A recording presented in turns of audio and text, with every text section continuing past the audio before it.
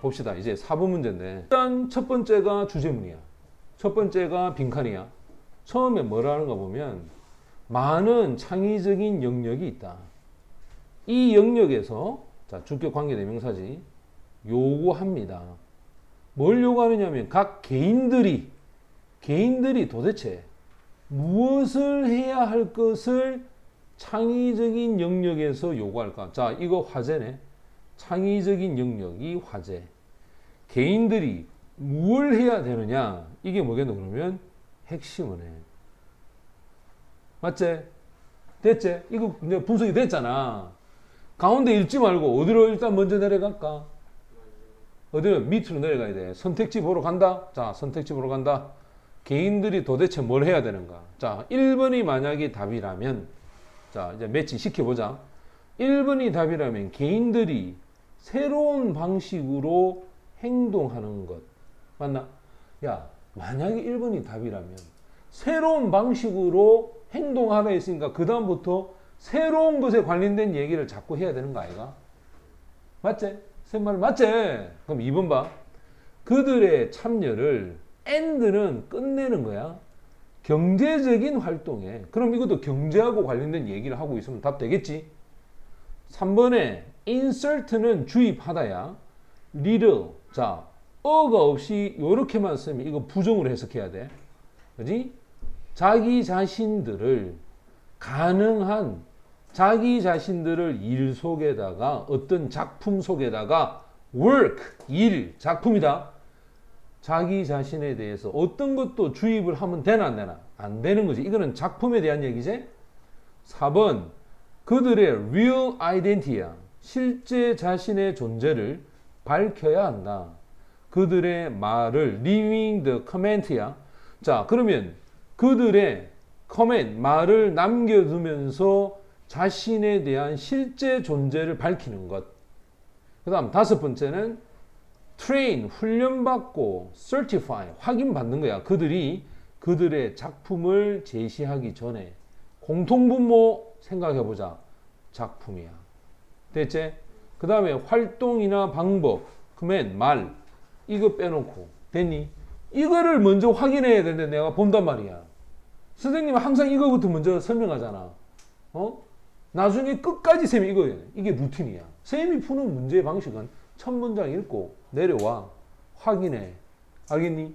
나의 루틴을 확인하는 게 이게 뭔지 알아야 될 거 아니야. 됐지? 그러면 처음에 뭐라고 했지? 개인들이 도대체 뭘 해야 되느냐? 자, 그 다음 마지막 읽어봐. 분명히 마지막에 개인들이 해야 될 게 뭔가 대충 나와. 볼까? 자, 간다. 이것들은 의심할 여지가 없이 창의적인 활동이라 할지라도 분명히 앞에 창의적인 거 얘기했지? 맞지? 창의적인 활동이라 할지라도 그들은 활동이야. 이 활동 속에 개인들에 대한 개인들의 영감이나 독창성, 오리지널리티, 독창성이 해를 끼칠 수가 있다. 어디에? 작품에. 맞지? 오히려 개인적인 영감과 개인적인 어떤 창의성이 작품에 영향을 미칠 수 있다. 이 얘기잖아. 됐지? 그런데 위에서 뭐라 했을까? 창의적인 활동에서 개인들에게 요구되는 것은 그렇다면 그 작품에 영향을 미쳐서는 되나 안 되나? 안 된다는 얘기잖아. 그럼 답은 몇 번하고 몇 번이겠어? 적어도 3번하고 몇 번이야? 5번이지. 이거를 왜 너희들이 정리를 안 하고 읽냐 이 말이야.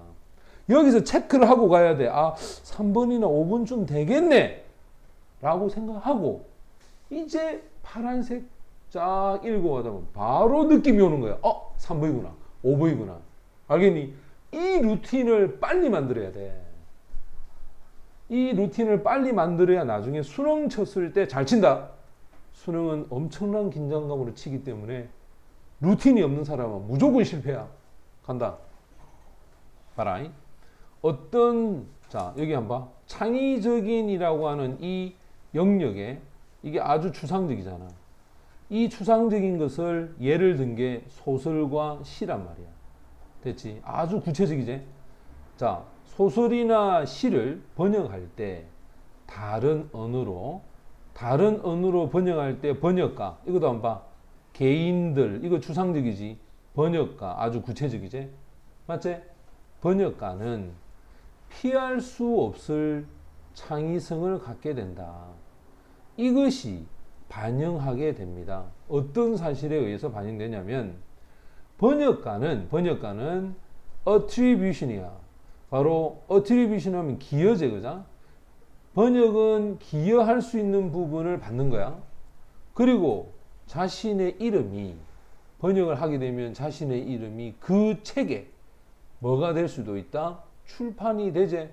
너희들 보통 어떤 책에 보면 원작자 누구누구, 번역 누구누구, 맞지? 이렇게 이름이 바로 책에, 작품 속에 출판이 됩니다. 어디 옆에? 바로 원작가 옆에다가. 됐나? 하지만 이런 단어를 보면 여기서 이 but을 중심으로 이 말의 흐름을 전환시켰단 말이야. 하지만 이 이상적인 번역가는 is one, 어떤 사람이야? 어떤 사람이냐? 가장 충실하게 retain이야. 창의적인 정신을, 즉 원작자의 창의적인 정신을 유지해주는 사람이야. 맞지? 번역가가 원래 작가의 작품을 그대로 유지해야 되는데 그걸 바꿔버리면 되나? 안 된다 이 말이야. 됐지? 그러면 여기가 뭐가 돼? 첫 번째 얘가 되겠네. 가장 원작가에 대한 부분을 유지하자. 이게 아주 중요한 첫 번째 아이가. 그리고 따라서 자신이 가지고 있는 기여를 번역에 대해서 유지를 해야 돼. 그것도 가능한 최대한 미니가 뭐고? 작다 아이가, 그죠? 최대한 작게 이 번역을 유지해 가야 되는 거야. 됐어? 그러면 여기서 여기까지가 번역에 관련된 예를 든 거야. 근데 뒤에 딱 보니까 더빙이야. 더빙은 영화이가, 그죠? 그러면 여기서부터는 이제 영화 이야기가 나오는 두 번째 예가 나옵니다. 자, 두 번째 예는 뭐냐? 외국 영화 더빙, 녹음이야. 녹음을 자신의 언어로 할 때 이 더빙은 require, 요구합니다.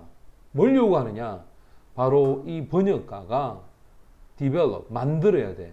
어떤 형태, 원판에 있는 대사, 이 대사의 형태를 만들어서 이 대사는 쉽게, 그지? 말이 되어져야 돼. The time, 시간에 맞추어서. 외국인 배우의 입이 움직이는 시간에 맞추어서 거기에 맞는 뭐가? 원 대사에 대한 형태가 만들어져야 되겠지? 맞지? 우리가 우리나라 영화 딱 보면 그지? 이상하게도 딱 우리말하고 이 외국인 말이 딱딱 맞아떨어지잖아. 그지? 그걸 새로 만들어야 되는 거야. 자, 그럴 때 이것도 또한 요구됩니다. 뭐가 요구되냐?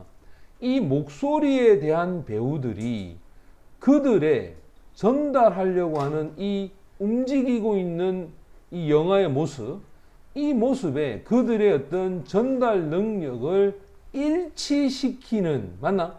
일치시키는 것을 요구한다는 말이야. 그래서 성우야. 자, 이 사람들은 성우라 하지.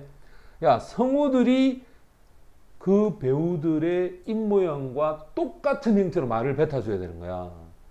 자, 비록 이것들이, 그럼 이것들이란 여기 나와 있는 요 두 번째가 이거다. 외국의 배우들의 입의 움직임에 따라 그 제시간에 말이 되어져야 돼. 이게 아주 성우들이 해야 되는 중요한 두 번째야. 근데 이것들 하면 요 1번과 이 2번들이겠지. 이것들은 분명히 어떤 행동들이야? 창의적인 행동이지. 맞지? 이 창의적인 행동 맞잖아. 하지만 이 활동들은 그 속에서 개인이 가지는 영감이나 독창성, 이런 것들이 오히려 원 작품에 무엇을 끼칠 수도 있나? 당연히 뭐를 끼칠 수도 있나? 손해나 해를 끼칠 수도 있다는 거야. 원래는 아라고 이 작가가 썼는데 이 사람이 어로 만약에 말해버리니까, 그죠? 완전히 다른 형태가 돼버리겠지. 맞나? 그래서 처음 요구 조건. 자, 간다. 개인들은 작품에 있어서 자신에 대한 모습이 들어가서는 되나 안 되나? 들어가서는 안 된다 이 말이야. 원 작가의 의도를 그대로 충실히 지키도록 해라. 그게 바로 창의적인 영역에서 요구되는 거다. 됐니? 그럼 다음 몇 번이겠어? 3번이 정답이 돼야 되는 거야. 알겠나?